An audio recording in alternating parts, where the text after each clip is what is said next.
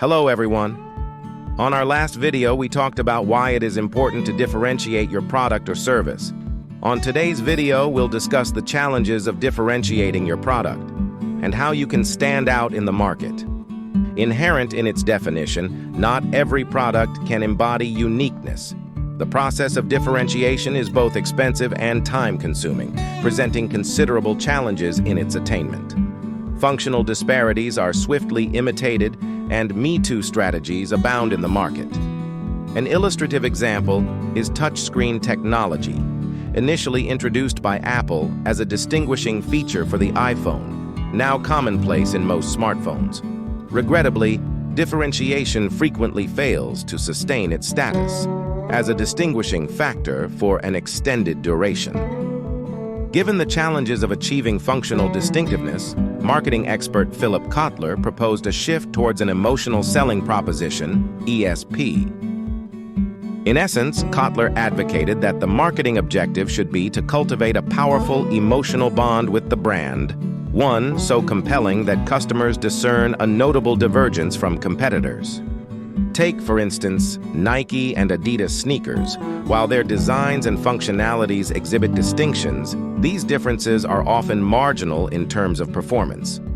Nevertheless, through strategic marketing, branding, and sponsorship, these subtle disparities are amplified in the consumer's perception, attaining uniqueness through brand imagery and promotion. In the nascent digital music market, Apple successfully carved out a niche through a fusion of user-friendly software, meticulously crafted hardware, and an integrated user interface. The focal point of this differentiation was the iPod, a portable music device that, from a functional standpoint, bore little difference from existing MP3 players. However, when coupled with the iTunes software, it gave rise to a distinctive customer experience. This experiential uniqueness served as Apple's emotional selling proposition, ESP, a concept underscored by the company's impactful Think Different advertising campaign. Now, how can a product stand out? Superdry, a British fashion label, has achieved a remarkable level of uniqueness, expanding its footprint to encompass over 300 stores across Europe, Asia, North and South America, as well as South Africa. Since its inception in 2004, Superdry has swiftly secured a robust position in the fiercely competitive clothing market by infusing Japanese graphics and vintage Americana with the principles of British tailoring. Originating in university towns across the UK, the brand cultivated a youthful appeal. Despite minimal advertising and a deliberate absence of celebrity endorsements, Superdry gained popularity rapidly. Its distinctive aesthetic caught the attention of celebrities, with soccer player David Beckham notably contributing to the brand's allure, turning a Superdry jacket into a best-selling product, and himself becoming an unofficial emblem for the brand, providing valuable free publicity.